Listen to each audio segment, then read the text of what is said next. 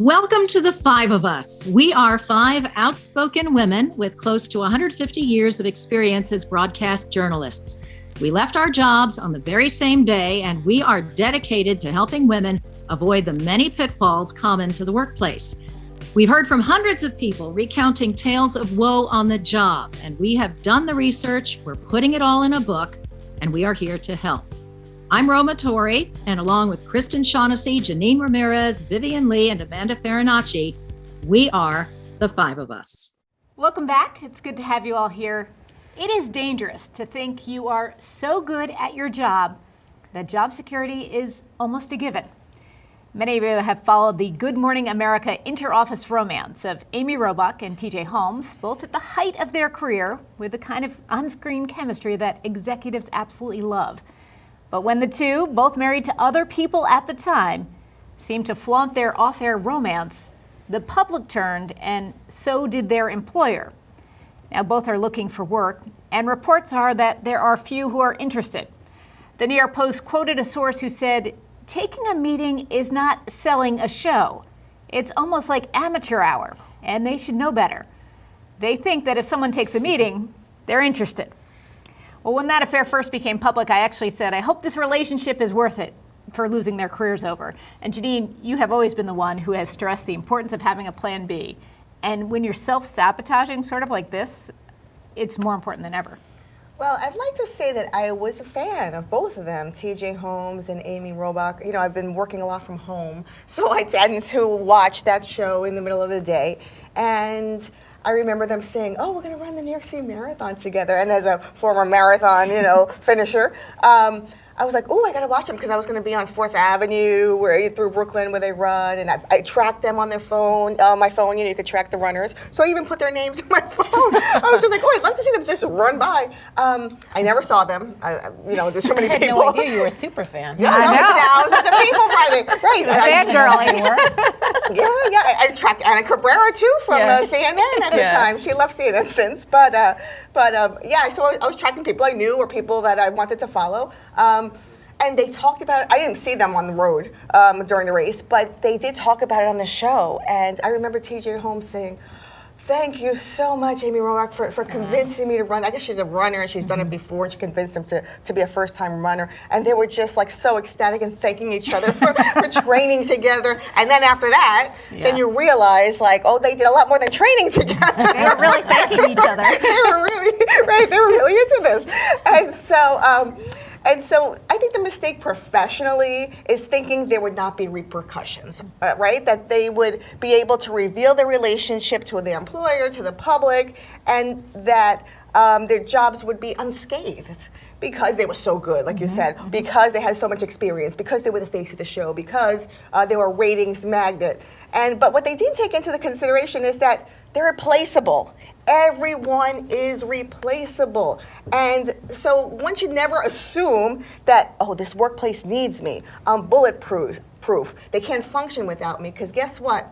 They can. Mm-hmm. Every company can function without somebody. I think the mistake is not learning, of course, in the course of the entire career, that they're replaceable. Mm. Yeah. And clearly, they were replaced. They were believing their own press beforehand, right? Yeah.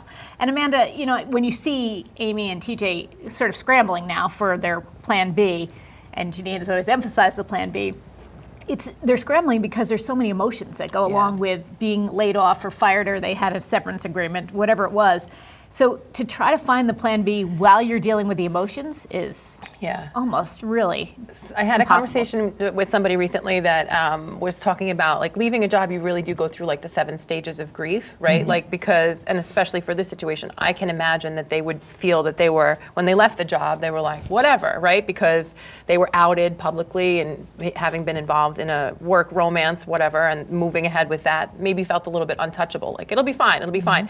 Then you go through the, oh my God, what if it's not fine? And then then it progresses from there, right? Suspended right away, right? They were taken off the air right away. Right. So that is a major consequence, and then that's a chance for regrouping. But there's always it's fine, we'll be fine because because look at who we are and look at what we've done and what we're capable of, and we have each other, right? It's ridiculous. It's absolutely ridiculous. See how long that lasts. Yeah. Right. And also, they're trying to work it so that they have some opportunities together, Right. which may be part of the, well, actually it might be the part of the problem, because Right. every time you see them together, what are you reminded of? Right. The infidelity. Right. So the whole process of being suspended and then eventually let go and trying to regroup, right? You're definitely going to go through all of those emotions where you're grieving, right? You're having some questions about your identity, right? If you, especially for these guys, if they're shopping themselves and different television shows or different opportunities to be broadcasters again, and there's no interest, doesn't that give you a second to say, like, wait a second, if I'm not that, then what am I? Where do I go from here? You're going to have anger, sadness. You're going to be in complete denial. You're going to put people on a list of I hate you, I never want to talk to you again, and then you're going to have to really do the work, I think, of evaluating, like, where do I go from here? And it's not, none of it is easy. It's not, and it speaks to Janine's point from forever, is why you need to have like a backup plan for what happens next in a worst case scenario. Even the most amazing people have been laid off, right? Like, and everybody, I think, has had a point in their career where they've come to a moment where they need to evaluate, like, am I moving forward with this, or am I trying something else? And it's always the same process. You're always going to go through the holy crap, I can't believe that happened. Now I'm here. What do I do? Where do I go? What are my skills? Do I still like this? You're going to be sad. I mean, I know people who are going through this right now who are just like at the moment where they're like, it really is 7 stages of grief. You know, it takes a while. It does. Yeah. It takes a long time. I just, to add to that, there's a whole personal aspect to all of this. They have families. Yeah. So they're also in the middle of divorce, and there are children involved.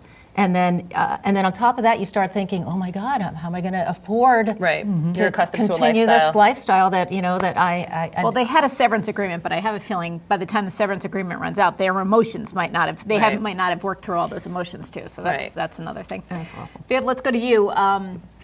There are ways, I think, that you can, if there are good bosses at the helm, that maybe you can protect yourself to make yourself more valuable in the workplace while you're in the workplace. But as we're all saying, everybody's replaceable at some point. Right, and I think that, our news hook here was the TJ and Amy relationship debacle, and what happened to their careers, but the vast majority of people are not, network morning news anchors. And so I think there's a lot of information out there about what people can do, especially in these very tough economic times with, an economic future kind of uncertain, that workers can remember.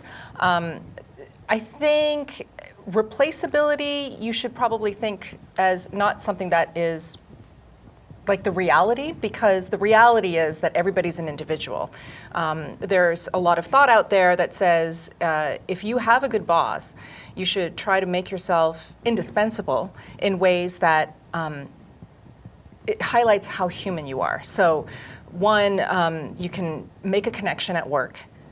You can be a troubleshooter, and you can be somebody who specializes in some way. So there's an article on The Muse that talks about this, how people really love the fact that if you have a solution as well as the problem that you identify, you're valued. If you can specialize in either a skill, or you can really highlight a personality trait that you bring to the workforce that nobody else does, people will gravitate to you.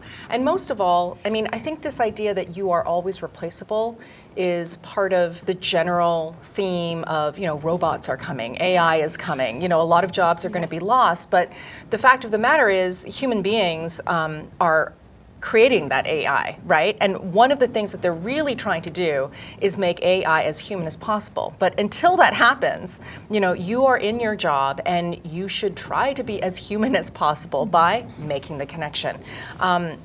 One article that I read, also on the Muse, talked about how you should see it as the substitute teacher scenario. So you know how a substitute teacher can come in, follows the lesson plan, but it's not quite the same connection that they will have as the regular teacher who usually teaches that subject with the students. They know that they're in the same class, but the substitute teacher has a very different touch, and it definitely won't be the same as the teacher who regularly gives the lesson. So see yourself as the person who, yes, can be substituted, but try to highlight what you bring to the workplace so that your boss will think twice when they're looking down the line of employees to see, okay, who's got to go and who should stay. Yeah, that's good advice. And I mean, again, you're talking if there's good bosses at the helm, but Roma, if there's bad bosses, then I mean, you just have to evaluate your skill set and you have to prepare for the worst. Right, the operative term, if you have Yeah, a good boss, yeah. because that's not always the We've case. had a podcast about that. Right, because a bad boss will be like, I prefer the sub because the sub is more willing to do whatever I ask them to do. They're desperate for a job, and they'll take little. or they're pay like them me. half the money, right? They're Right. like me. Right. Okay, so it's all obviously so subjective, right? There are a million reasons why you think you are invaluable and that there's no reason why anybody would want to get rid of you. And your boss needs only one reason. And that reason could be anything from how you look, it could be your skin color, it could be the color of your hair. Believe it or not, my mom didn't get a job because she didn't have the right hair color. She wasn't blonde. It could be your religion, your race, your gender, your sexual persuasion. Of course, these are all illegal reasons Right. to fire somebody or eliminate a job. But there are a million ways that bosses can get around that if they don't want you in the job. For example, performance evaluations, right? We've all had performance evaluations, and usually they're once a year.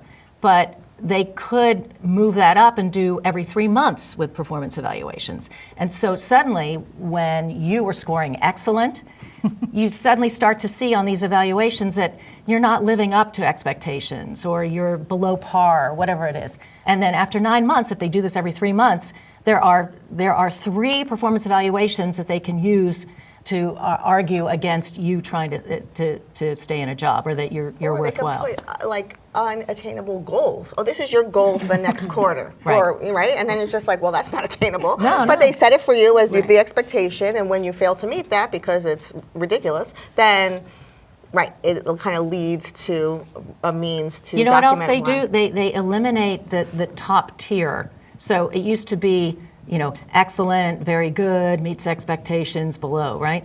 And then they'll eliminate the excellent. So everybody, the best you can do is very good, which is kind of nebulous, right? Mediocre. So you Which just can't- meets standards. Or Which meets is standards, right.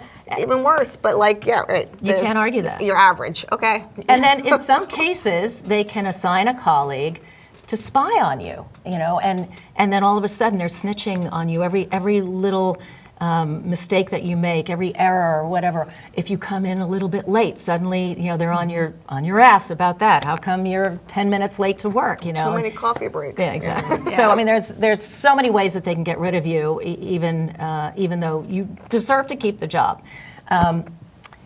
I always bring this up. My husband had that term. Work is just another 4-letter word. And you really do have to kind of absorb that and realize that even if you have a job that you are wedded to and you want to keep for the rest of your life, that's not likely to happen, especially in this work culture.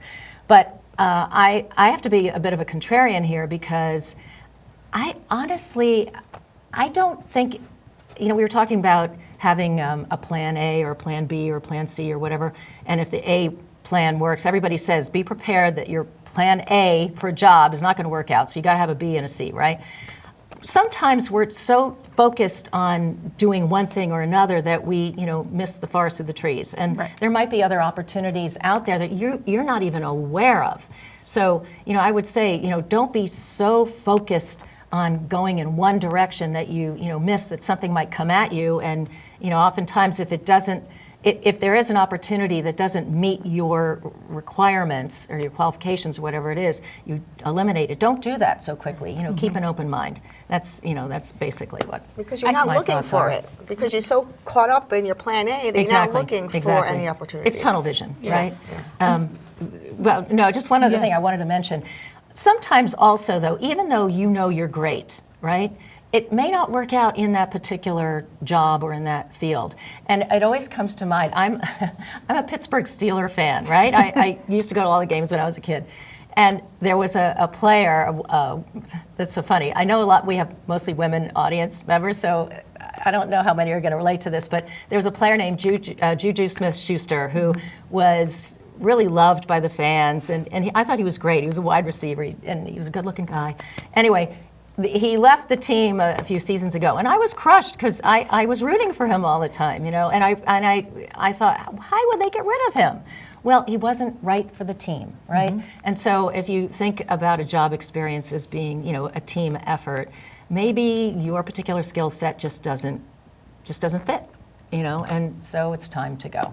Also, if your boss is trying to get rid of you, chances are, no matter how good that job is, you shouldn't want to be there. It's just not the right place for you. So, But it's coming consider to that. term with that, right? So it goes back to what Amanda was saying. Like, you have a number of people who are dealing with this. We probably all do, right? That are There's dealing been with these so many emotions. layoffs Yes. happening. So advice for people who are going through the emotions. I think you have to let yourself feel all the things, even though it's painful. The Right. only way through it is through it.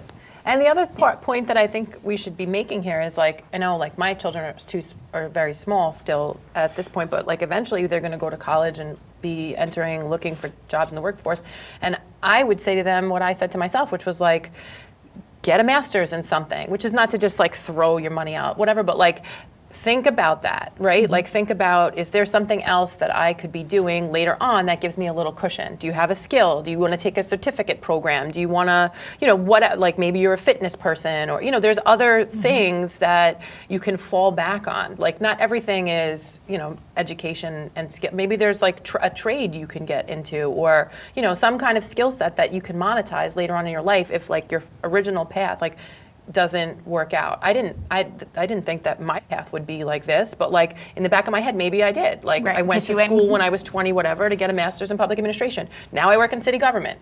Here we go, right? Like, it makes sense. And that, for me, was a very smart plan B that I was like, I probably won't need that, but, like, Just is in it going to case. kill me? No. And now, Yeah. and I'm always grateful. I'm very grateful that I had the foresight to do that at the age that I did it, because otherwise, I'd probably be like, oh, what am I, I would be going through the same thing, like bumping, in the darkness, kind of like looking for my next step. There's also something to be said for, Roma, when you said maybe that job isn't the right place for you, taking a second breath. Like, just sit on it for a little while. I mean, you don't want to get so frustrated that the stress starts to get to you, but replaceability comes down to not only the business trends at the time, but the economic outlook. And I mean, look, during the Great Resignation, millions of people decided, I want to be replaceable. See ya, I'm gone. I'm going to make the choice for you. So, I think it's a combination of a whole bunch of other factors that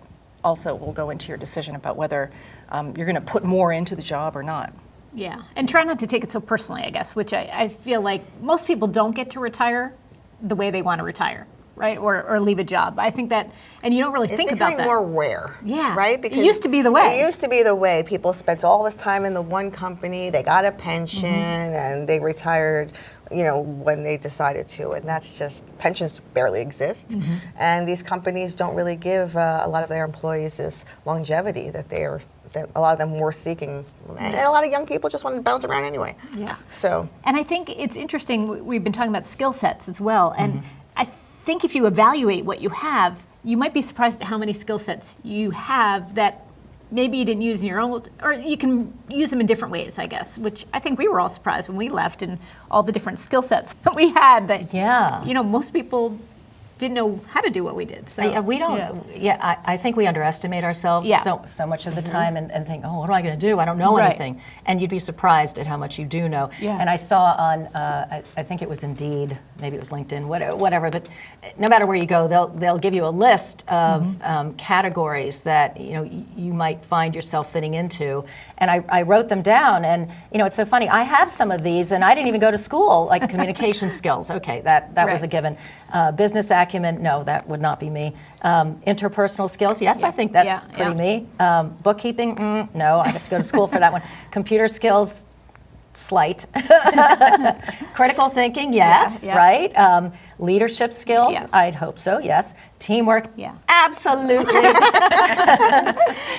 Writing skills, oh yes. And attention to detail, and that's, so more than 50% of these, I can say that I am qualified to an extent And I never thought of it Yeah. that way before. So, I mean, this is something that people should take stock in and reassess their abilities. I have a friend, mutual friend of all of ours, but who I spoke to, and going through the emotions. And I think you can watch people go through those emotions when they go through it. But then when it happens to you, it's a whole different story, right? Like all of a sudden, everything sort of makes sense that people have been saying. So it takes a while. People have to be patient. They have to, like, as you said, Amanda, you just got to go through it, you know? And on the flip side, the younger kids, you know, we have daughters who are going to be coming out of college, and Allegra is, you know, recent Out of graduate, college, fairly. right. Yeah. But like my 22-year-old Kara is trying to figure out grad school, not grad school. It's a lot to be in your 20s and trying to figure out what you want to do for the rest of your life. You know, it's a big decision for that age. And let's consider this: nobody's doing anything for the rest of their lives anymore, right? You know, I mean, you were saying that, I forget who it was. One of your daughters said 6 months and I'm out, right? Yeah. Whoever thought of it that way? Yeah. I mean, you hope that there's loyalty, but I guess when corporations don't show you loyalty, then you're learning a different thing. A good plan B, like I know a friend who's sort of been bouncing around. I'm like, maybe become a grant writer. Like take a certification, take a course on grant. Every non-for-profit needs a grant writer, right? And that's sort of like you get paid per, I don't know, per submission or whatever. Yeah, submission. And so it's very detail oriented. You have to know your skill set. There you go, Rome. And make sure that you know, right? You know what and take a certification or a class or something on how to do it. But everybody needs that all the time. And it's more like a freelance position, I would think. Like sort of you just work, but you could pick up a lot of different gigs for different, for different organizations. I checked in on a job fair recently, and one thing I kept hearing from some experts was the stackable accreditation. So like you get certification here and there, and over time, what you can do is put that all together and actually go for a degree, because a lot of universities are now, and colleges are now, recognizing this stackability that people need because their lives are so fragmented. They've got so many pressures, they've got family obligations, caregiving, all pulling them in different directions, that this is how people are starting to train themselves in piecemeal fashion, and the institutions are starting to take notice that this is the population that's coming to them who wants to get the degree now. And there's so many things you can learn online, right? I mean, So many. and then if you can get a certificate for it, that's even like better. a real estate certification. There's a lot. Yeah. All right, well, I think it's a good discussion. We're going to end off with this quote. This is from Serena Williams, who didn't need a plan B, but she had one. She said, if plan A isn't working, I have a plan B, a plan C, and even a plan D. So she only needed plan A, but good for her. Thanks for joining us. We'll see you next time. Thanks for tuning in to The Five of Us. We want to hear from you with any questions, ideas, or suggestions for future discussions. Just write to us at the email you see here, and we will be eager to help. Talk to you next time.